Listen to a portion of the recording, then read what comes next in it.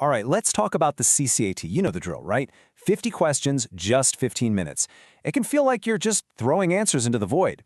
But what actually happens with that score? Well, in this explainer, we're going to pull back the curtain, make sense of all those numbers, and give you a real, actionable guide to get the score you're after. Let's get right into it. So this is the big one, isn't it? The question everyone asks. You're putting in all this work, you're practicing, but what score are you even trying to get? Is 25 good enough? Is 35 amazing? The real answer, and maybe the frustrating one, is it really depends. And don't worry, we're about to break down exactly what it depends on. Okay, so before we can even talk about what a good score is, we've got to get the basics down. We need to speak the same language. Understanding how this thing is actually scored, well, that's the foundation for everything else. Okay, so you've got two key numbers to worry about. First is your raw score. Super simple, right? That's just how many you got correct out of 50. But here's the thing. Recruiters don't really care about that number by itself. What they really care about is your percentile score. And that's all about one thing, how you did compared to everybody else. And this is so important. A high percentile score basically screams to an employer that you're one of the best candidates they've seen. Think about it. An 80th percentile score doesn't just mean you did well. It means you did better than 80% of the other people who took that test. That is a huge statement. That's what makes your application stand out. Now listen up, because this is probably the most important piece of strategy you'll hear today. There is no negative marking on the CCAT. Let me say that again. You do not lose points for wrong answers. So what does that mean? It means you never, ever leave a question blank. Ever. An empty answer is a 0, guaranteed. A guess? Well, a guess could be right. Always guess. Okay, so we've got the basics covered. Now for the good stuff. Let's talk about the actual numbers, the benchmarks you really need to have in your head as you prepare. First up, let's talk about average. If you get 24 questions right, that puts you at the 50th percentile. You're right in the middle. You scored better than half the people, and half the people scored better than you. It's the baseline. Okay, now things get interesting. A score of 31.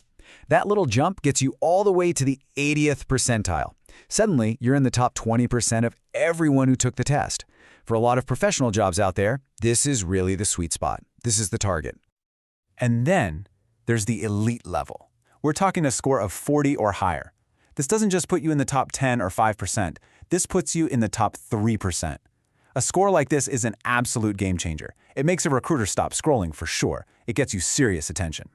And I want you to really let this sink in because it's super motivating. Look at the difference between being average, a 24, and being a really strong candidate at 31. It's just 7 more correct answers. Just a handful of questions can launch you from the middle of the pack to the top 20%. That is a massive jump, and it is totally achievable. But remember what we said at the beginning? A good score isn't a one-size-fits-all kind of thing. It's all about context. The score you need really depends on the job you want. So let's break that down. Just look at the differences here. For a customer service job, you might be looking at a range starting around 18, but then check out a role like a programmer. That range jumps way up, starting at 23. And then you get to senior manager or VP levels, and suddenly they're expecting scores all the way up into the high 30s and even 40s. It makes sense, right? The more complex the job, the higher the score they're looking for. So, take a second. Find your job on here, or something close to it. What's your target range? See it? Okay, that is your goal. Knowing that number makes all your practice so much more focused. All right, so I know some of you out there are aiming high. You're not just trying to pass, you're trying to crush this test. You're going for that elite score. So let's talk about what it really takes to get there. And let's be real, it's no joke. Getting a score of 36 or more, you're talking about joining a very exclusive club. Only about 8 to 10% of people who take this test ever reach that level. It's tough, and it takes more than just being smart. It's really about these core skills. This is what separates the great from the good. We're talking about pure mental speed. You have to see patterns almost instantly. You need to be able to do math quickly in your head, no calculator. You got to make split-second decisions about whether to tackle a question or just guess and move on. And above all, you have to be a master of that 15-minute clock. All right, we've defined the game, we know the scores, we know what it takes. Now for the most important part, the how. Here is your action plan. This is how you actually improve your score. Here it is, your 4-step plan. Number 1, focus your energy on getting accurate in that 25 to 35 question range. That's the sweet spot where you get the biggest bang for your buck in terms of percentile jumps. Number 2, You have to be absolutely ruthless with your time. 30 seconds, that's your limit per question. If it's taking longer, you move on. Number 3, you got to know your weakness. What's your personal kryptonite? Is it the math? The verbal questions? Figure it out and attack it. And number 4, you have to practice like it's the real deal. Timed conditions, no interruptions. It's a must. And this right here is the mantra you need to live by. Guess and move on. Seriously, if you hit a question that makes you pause for even a few extra seconds, it's not worth it. Your time is the most precious resource you have. Make a quick, educated guess and keep that momentum going. And just look at the power of fixing your weak spots. This is why step 3 is such a game changer.